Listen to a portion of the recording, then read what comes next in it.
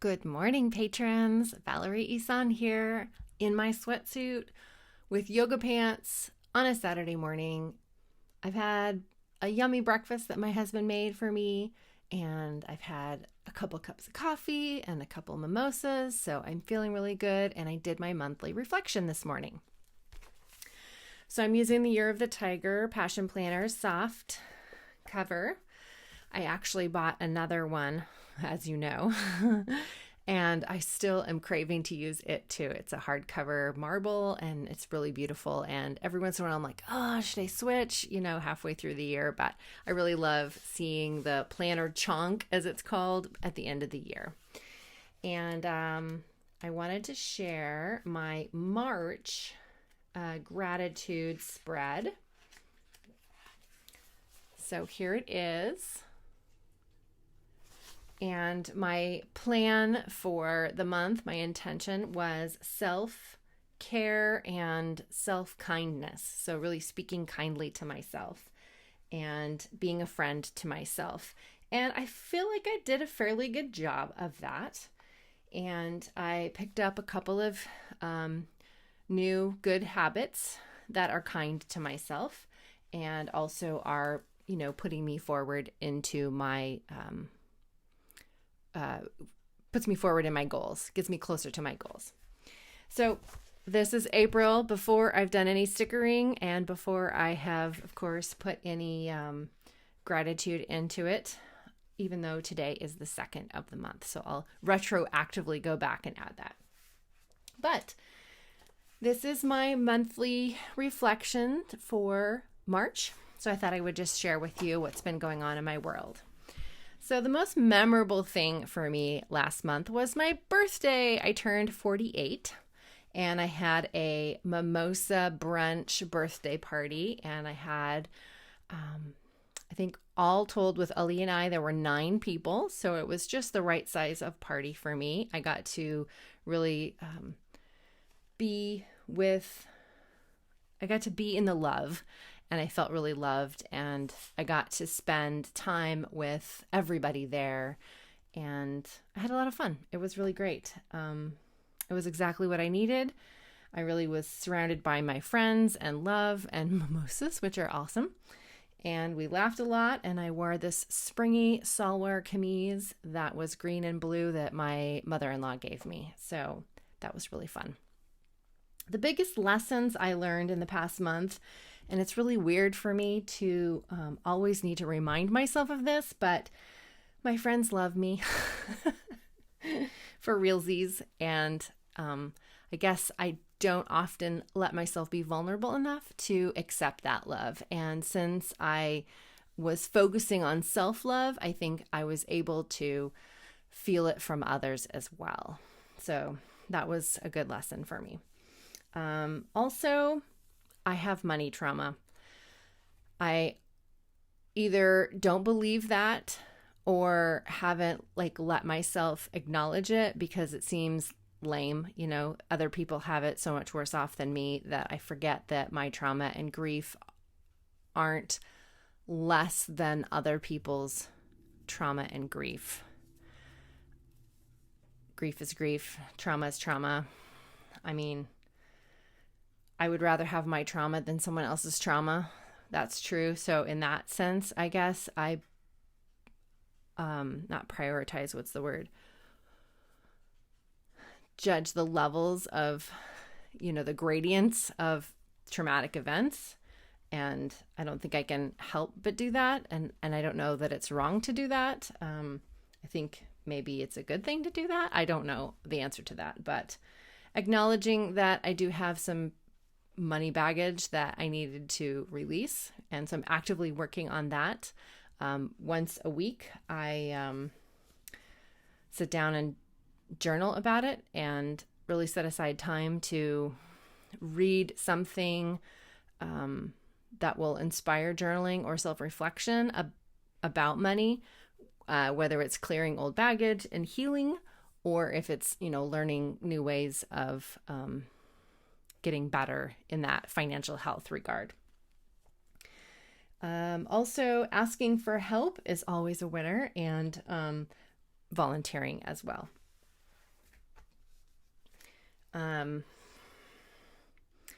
Also, I don't really have this down as a lesson, but more of I'm thinking about this. It just came to me in the last day or two.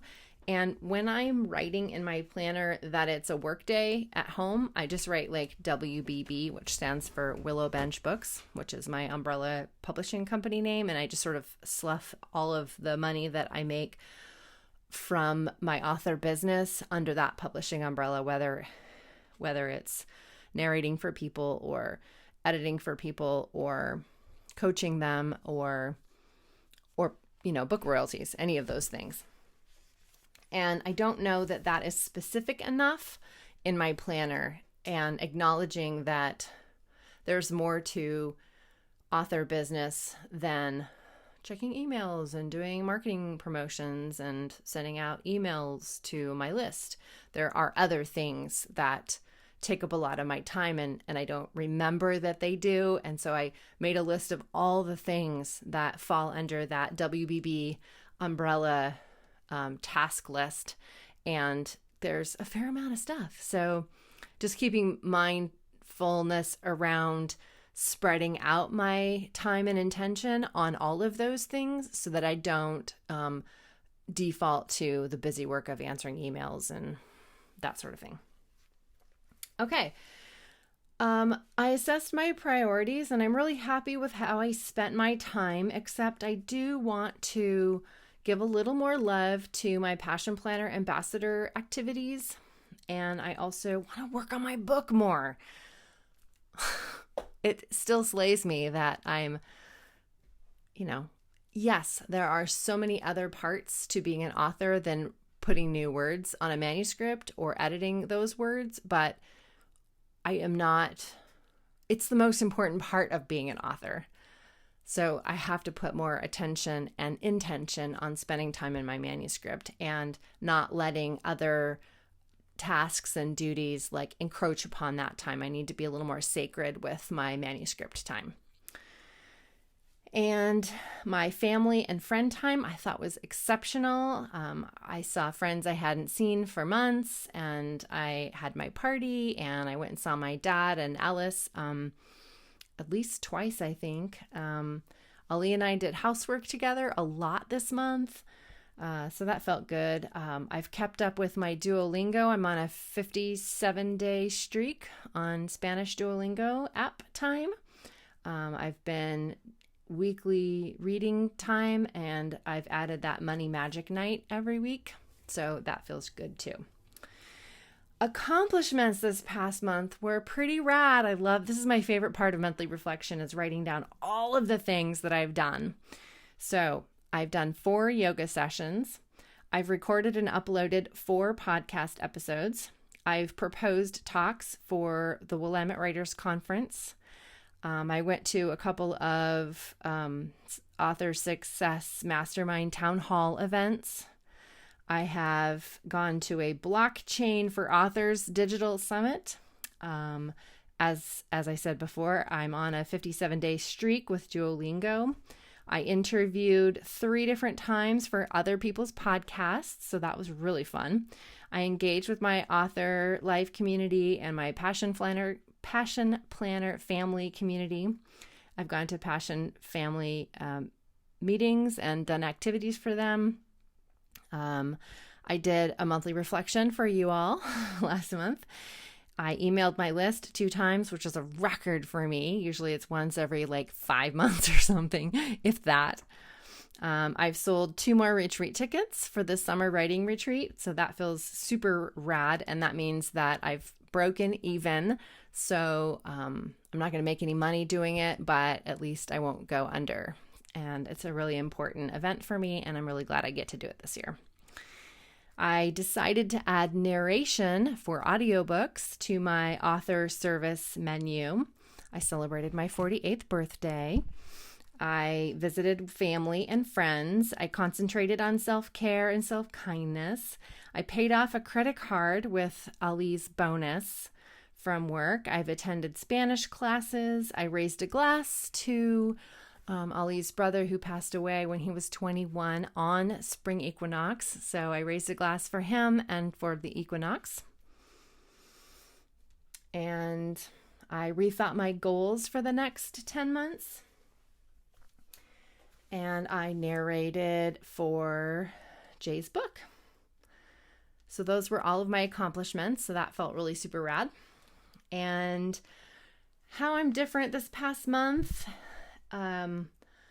Well, I'm coming out of the winter depression. In fact, this is the second day of April, and this is the first day in 6 months that I did not use my happy light. So that's less about March's difference from February than April's difference to March's, but I still put it on today's monthly reflection because it came up in my journaling. I have zest for life. My creativity is just really filling up, and I'm feeling the love all around me. So that feels really good. And I did wonder if maybe the focus on self-love this past month was a tool that I could remember to use in those darker months and really ramp up the self-compassion and kindness on those winter months, because half the year I'm struggling and I need to remember to be kind to myself and not try to power through as much. I'm especially grateful for my best friend Tamara this month. She really helped identify that past money trauma for me and help me understand my history and how to look at money as a tool, and that borrowing tools from people is good. It's not shameful and it's not burdensome. So that was a really light bulb moment for me. 3 things I can improve on this month are carving out that book time on Tuesdays and Thursdays when I'm working at home, and carving out yoga time because I only did, I think it was 4 yoga sessions in the whole month. I really want to ramp that up a lot and carve out that yoga time on Tuesdays and Thursdays. Also keep up with communication with you guys and with my email list. And overall, I think it was a pretty great month in terms of business and love. And so I think I grade it an 8 out of 10. So that is my monthly reflection. I hope your March was rad and that you got a lot accomplished and that you feel good about your priorities. And I would love to hear about your monthly review in the comments. So next month, my tarot card intention is the 7 of Air. And that is, keywords are spirituality, religion, politics, personal dogma, atheism, fundamentalism, indoctrination, and kindness. Those are all kind of potentially freaky buzzwords for me, but what I'm pulling out of that is kindness, of course, spirituality, and maybe personal dogma. So the key phrases are, does what you believe make you kinder? Lifting others up, and educating, not indoctrinating, and seeking a kind approach. So that's kind of my intention for the month of April is kindness and lifting other people up and educating them.